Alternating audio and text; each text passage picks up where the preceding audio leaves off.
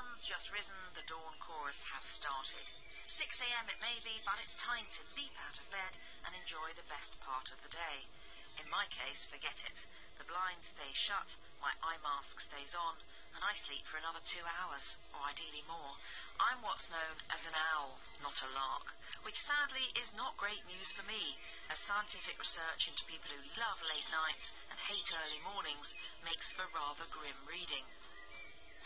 It turns out we have higher rates of depression, anxiety, diabetes, cancer and heart disease. We're more likely to be unemployed and less likely to get married too. And it goes on.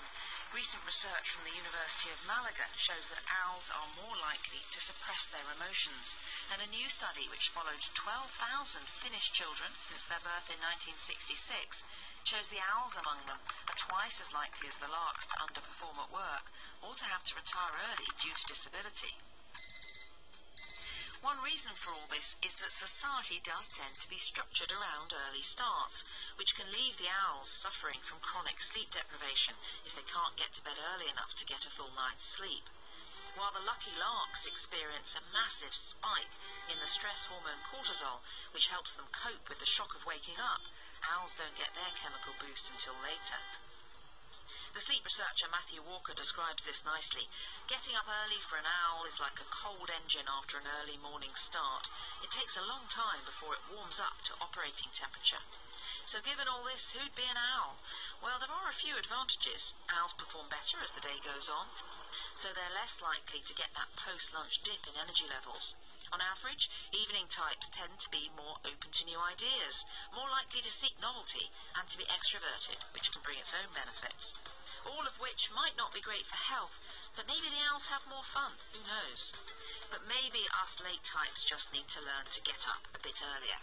Alas, researchers at the University of Surrey have found our fondness for mornings or evenings, known as our chronotype, is to a large extent genetic. So for owls, getting up early is to fight against your own body. Parents of small children are forced to rise early, but soon revert to their natural sleep patterns if they get the chance. But there is something the evening types can do. Although their chronotype can put them at higher risk of ill health, it's not at all inevitable. By deliberately staying healthy, exercising and eating well and not drinking more alcohol just because you're staying late at the party, you can reduce your risk of illness. And here's the really good news. Although most people have a sense of whether they are a lark or an owl, it's a myth that most of us are strictly either one or the other. We may lean slightly in one direction, but studies reveal that only about 20% of adults are true larks, roughly 20% are true owls, and a whopping 60% of people fall in between. So it probably is the case that it's better, or at least healthier, to be a lark rather than an owl, but most people get the best of both worlds.